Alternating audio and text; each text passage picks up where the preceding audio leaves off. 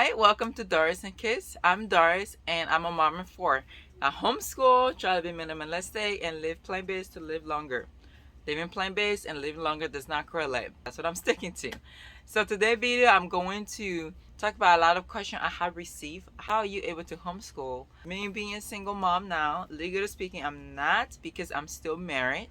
But my husband's living in Florida doing his own thing, and I'm in Texas raising the kids and homeschooling. So I am a single mom. And I do have a part-time job. I do see this question asked a lot in a lot of homeschool group. People asking, hey, I'm a single mom, I want to homeschool, how can I do that? Oh, I have an 8 to 5 job, I want to homeschool, how can I do that? And my answer to that is scheduling. You schedule. Apart from God, the most important thing to me that keep me aligned is having a schedule. Okay? If you want to homeschool and you're a single mom and you work full time or anything like that, you don't have a support to leave your child for them to homeschool, you need to make sure you have a very good planning system in place that works for you and your family and your kids. And your kids need to understand what's going on. When this started, I set my kids down, and in my 3-year, and I talked to them about my schedule. And my 3-year don't understand, but he needed to be part of that conversation because he is part of the family.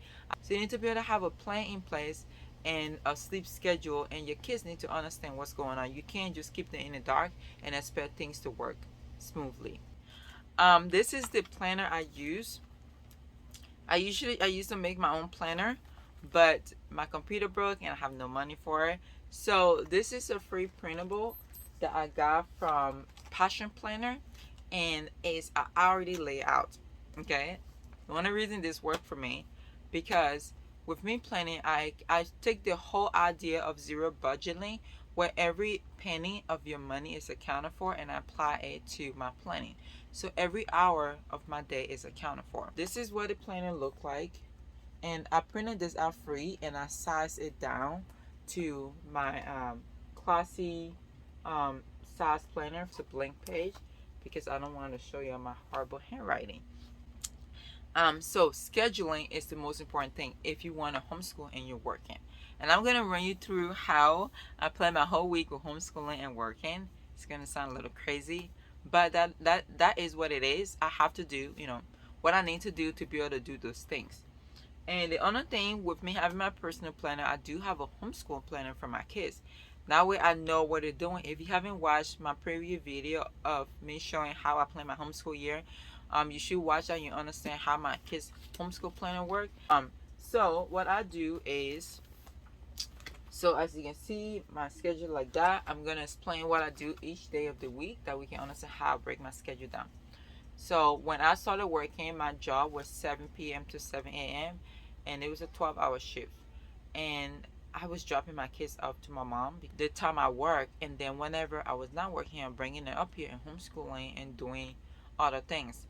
It was just very hectic. So the last 3 or 4 days I had the kids, I was rushing to try to get everything in, and it just wasn't working for them. When we come home, I needed like a day to just come down from working 12-hour shift 3 or 4 days, and then needing time to get accommodated into the environment again because they've been in their mom house, their grandma house, and stuff that I haven't been here, and it's just too much for us.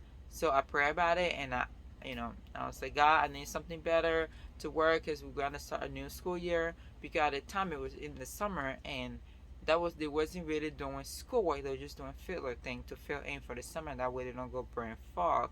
So I was trying to do that and practice with me homeschooling when the school year started, and I just couldn't do that in the 3 or 4 days, just because it wasn't that I couldn't homeschool 3 or 4 days. It's because nothing was ready. I didn't have breakfast. I didn't have to cook it that day while I'm homeschooling.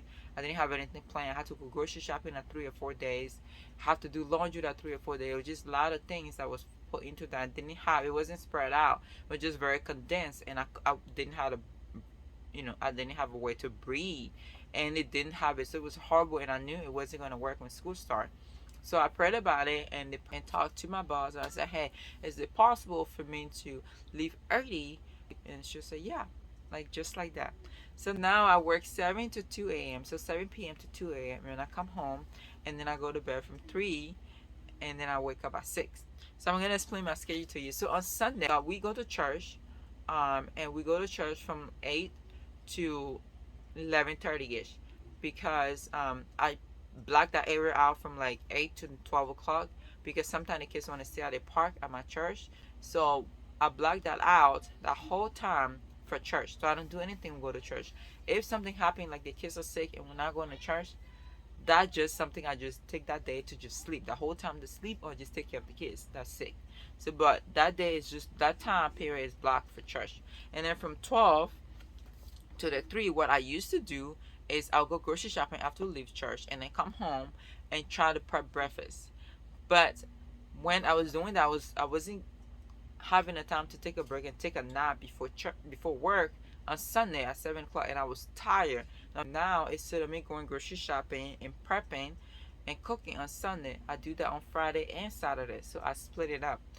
On Sunday now, we go to church, and then the kids play at the playground from 12 to the 1 to 2 o'clock. I go grocery shopping for things that we needed that was not got on Friday, because I try to get my milk and snacks and stuff like that for the week on Sunday, because anything that's in the fridge on Friday night to Saturday night is free go. The kids just eat whatever. So I try not to get anything except for what I needed to make the meal, and I put a note on it. This is dinner for the week. Don't touch it, and the rest of the stuff they can eat it. So like my kids eat vegetables and fruit for snacks. So, and we're plant based, and I need those stuff to cook. So if I'm not cooking it or it's a snack for the previous week, I buy it on Sunday, because then I know it's going to be in that fridge for them to eat for snack. So Sunday from 12 to 2:30ish, that's when I do grocery shopping for things like that. So I get milk, carrot, any kind of snack they need for the week, and anything I feel that I need it for that week, I buy for that. But on Friday, now I go grocery shopping, which I'm about to do. Go grocery shopping, and then I either cook the breakfast for the week or the dinner for the week. And one of the things that have been a blessing is for my breakfast, I have a set breakfast and I just rotate it. Every week I rotate it. Okay, on Sunday, my church always have donuts, so I just make smoothies for them to drink it to go along with having donuts at church. That's why my 3-year-old go to church for donuts, not for Jesus, for donuts. So the smoothie and the donuts. On Monday is overnight oat. Tuesday is cinnamon roll, and it's the same thing that just repeat itself. So I just make, either on Friday I make breakfast or dinner, and I just prep that in the freezer in the morning. I can just warm it up, or in the fridge I just warm it up, and that's it. On Saturday I make dinner or breakfast one day. And a lot of the time for my dinner, I don't cook the whole week dinner just because it's a lot for one day. So I will only cook dinner for days I know we have appointment or that is like going to be busy. So I'll look at my schedule, be there, okay, we're going to be busy. Somebody has appointment at 1:30. By the time that appointment is done, you come home by 2 or 2:30. You wouldn't have like an hour before you have to finish cooking and then take your nap at 4 o'clock. So I'll look at that day and be like, okay, I'm going to make the dinner for that week. So I look a week ahead. Gonna make the dinner on Saturday or Friday. That way it's just in there, and whenever that day comes to, I can just warm it up. And for my dinner, they make it easy for me to make dinner. Is every day I have different continents that I'm trying to incorporate a recipe from to make dinner. And the way my tablet is not here, I thought I had my tablet. I was planning showing you how I do that. But basically on Monday it's entitled inspiration. So anything from that background, that's what we have on Monday. And on Tuesday is my favorite day because it's West African Day. So now I try to incorporate East African in there and try some of the dishes.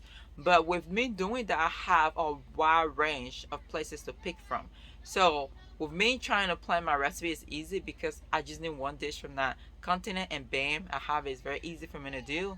Each continent is preset, so it's easy for me to find a recipe, and it's very easy for me to plan a whole month ahead for recipe because I'm just pulling 4 recipe from that continent. And I want my kids to have a wild taste, a palate, and I just love food. Okay, it's amazing what a person can do with rice and beans from different places. So I just love food, so I try to do that.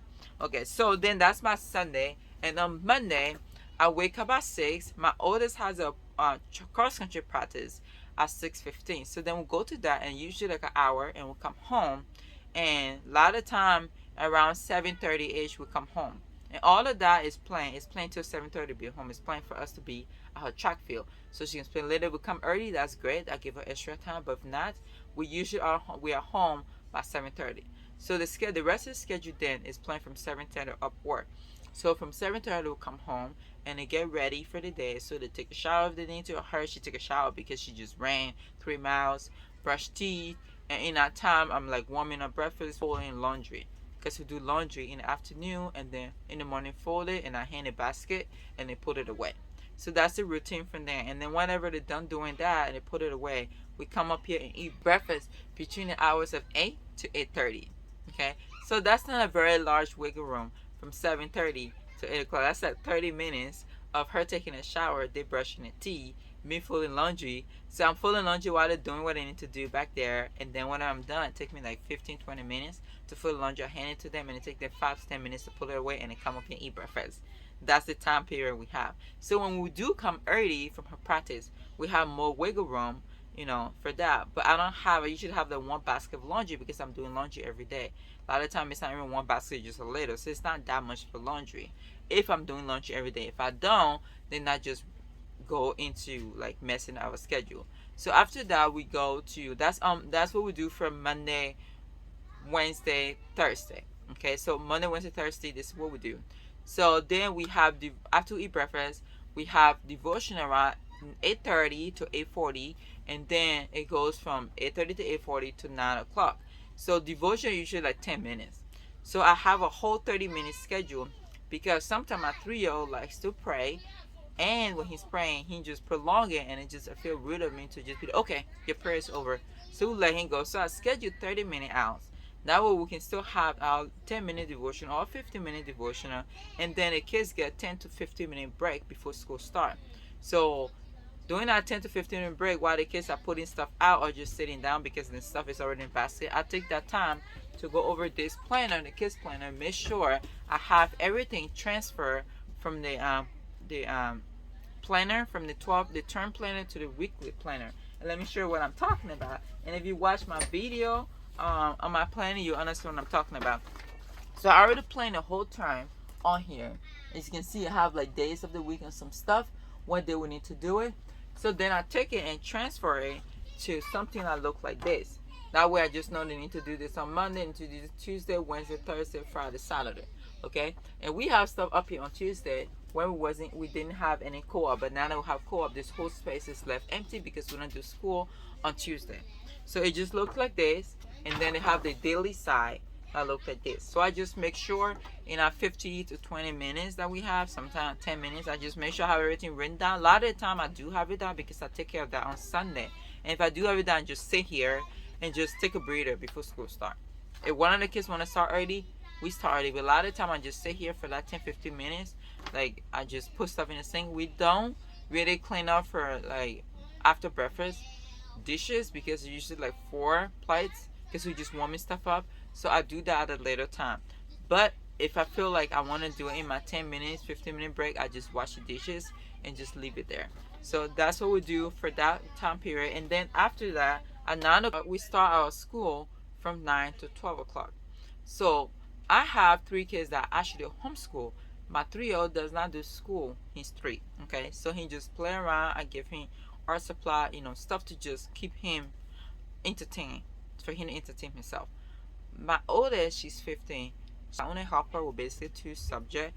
Do with her the rest of the stuff she does it by herself, and either give me her essay, her narration, or we do a discussion, or I just her test, I just check stuff off, make sure she did it. If she don't understand, I explain it to her. And a lot of the time I don't have that problem with her, so I really did not schedule that much time in for her. For the 2 little one, that is very intensive for me to I need to help them. When 9 o'clock comes, I say, who want to go first? And if no one pick, I just pick someone. And whenever they come up here, the person that's not going first, they work on their daily stuff. A lot of the daily stuff they can do it by themselves. They don't need my help. Like Madison can do the math book by herself, the copywork. She can read her poetry by herself, her phonics, language art by herself. We have to do foreign language together because it's sign language, and Madison, Son, and Dorian and I does it together. So we do have to do that together. So we do that afterwards. And then the home and composition study, we play that when we're eating breakfast. That's when we do our hymn study or composition study. We do that when playing breakfast. Then recitation, they read that to themselves I allow so they can do that by themselves, or sometimes they read it to me. Then Bible reading, they can do that by themselves. Sometimes help them. So a lot of the stuff on the daily schedule, they do that by themselves while I'm working with another person on what's on the specific day that they're working on.